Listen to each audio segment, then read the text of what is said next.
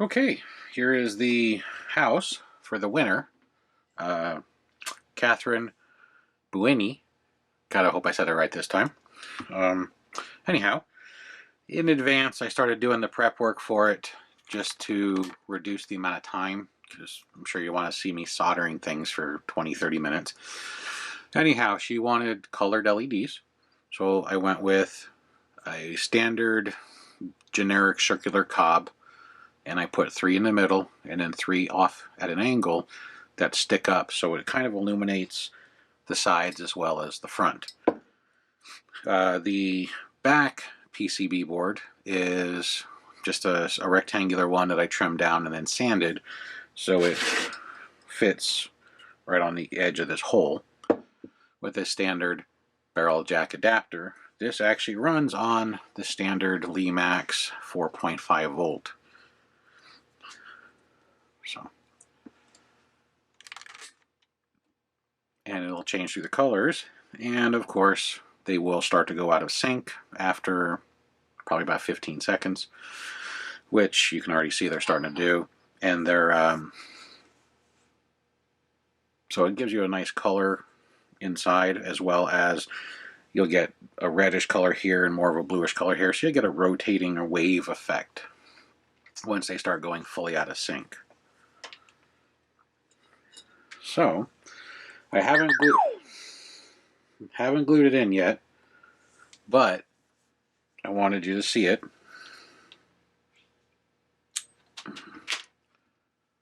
Give a little more light back. Basically, it's just soldered through.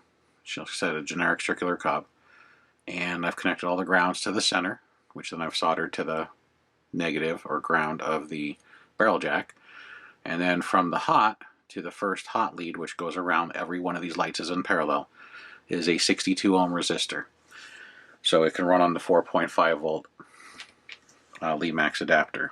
These LEDs have a voltage of 3 to 3.4 volts, so I have to reduce it just a hair so you don't burn them out. It's a pretty simple setup. This and this you can get on eBay, Amazon. You can get circular cobs and rectangular, circular PCB boards and rectangular ones and trim them. But I wanted you to see what it looked like before we stick it in. Since the last one, I have glued the corn back on, so it's not falling off again. I have the glue gun heating up, and the glue fell out of the back.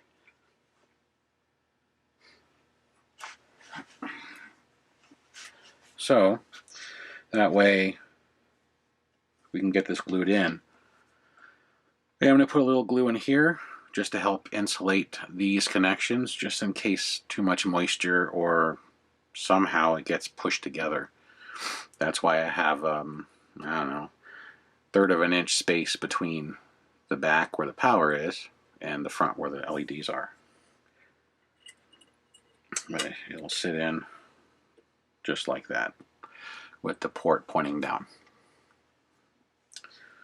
So while we wait for the glue to keep falling out of the gun, I want to thank all the people who submitted entries into this contest. And the next one will be, in if all goes right, the next one will be Christmas in July, so we'll announce the giveaway in June, and you'll see what it is. I believe, if I remember right, the piece is one that came out last year. So if you didn't get it, and it's brand new, it's not like this one where it's a used piece that's being modified. Still brand new in its original packaging.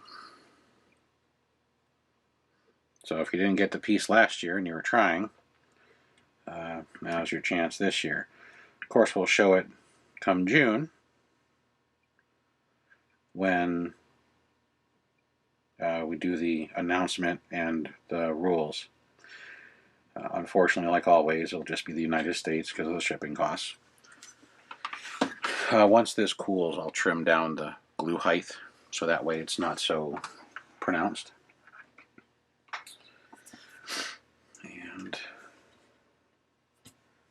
get rid of some of the snot lines here. And we'll kill some light so you can see what this looks like.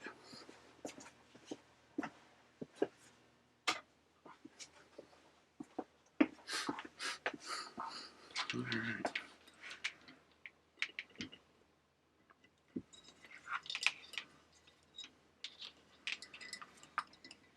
So,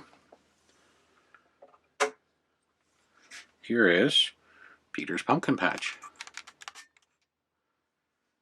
You can see it slowly changing colors, and with the bent lights to the side, you can see the side windows are very bright, and even the one up on the roof and the eave. There is some bleed through in the bottom because the base is, it's not painted. The house face does glow a little bit. You can kind of see it, right in the face. I was originally going to run more LEDs, but because these porcelain houses sometimes have a very thin paint job, I'd rather have the windows glow and not the entire house glow like it's lit up on a nuclear experiment. So, and that way also from above, as you can see the reflection off my hands a little bit, but the roof isn't bleeding through. My first design, that cob or PCB board, was full of LEDs, and this house was obnoxiously bright. And we're not trying to go for over bright, we're trying to go for something that looks good. And to me, the rotating pattern of the LEDs actually looks really good, especially when it waves back and forth as it goes out of sequence. You can clearly see the guy in the window. All your windows are clearly lit, and you get a nice pattern on the walls from the windows.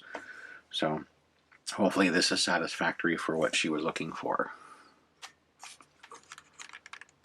Come the light. Here's the first one. And the second one. We'll leave the third one off. So, here is Peter's pumpkin patch. It's a very simple conversion if you want to do it yourself. All you need are some LEDs. These are what I'm using. I got them on eBay. They are color RGB slow flash with a 3 to 3.4 voltage range, and on a 4.5 volt adapter from Lemax. You need a 62 ohm resistor, which those are standard. The 6 lights in here are in parallel, not in series, because in series I know it takes 6 to almost 7 volts, which the adapter makes them really dim and they flicker. The PCB boards I also got from eBay. They come in packs of 10 and 5 and 7.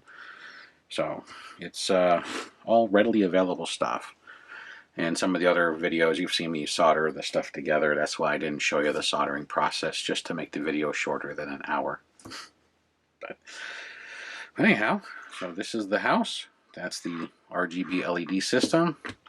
And, oh, just so you're aware, because there's always the controversy of the multiple head adapters for these things, or if you overdraw the power of the transformer that's inside the head, you can smoke them, catch them on fire, damage your house, etc.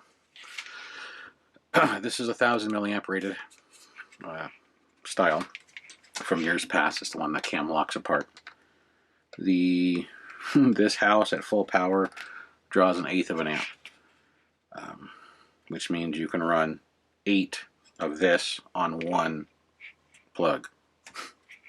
So this setup with the 6 LEDs on a 3-head adapter wouldn't even phase it, because most of the 3-head adapters are 1000 milliamps or 1 amp, and this is running at 120 to 125 milliamps. So yeah, you don't have much of a problem.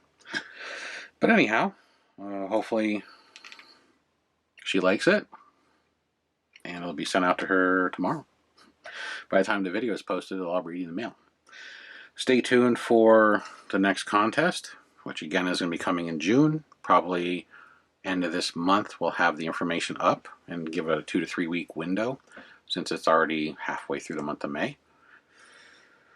And we have other repair videos coming out. Matter of fact, one of them is already done, and be sent off to the editor soon. And then, of course, as time permits, we'll get some other stuff taken care of. So, thanks for watching. Thanks for subscribing. Have a good one.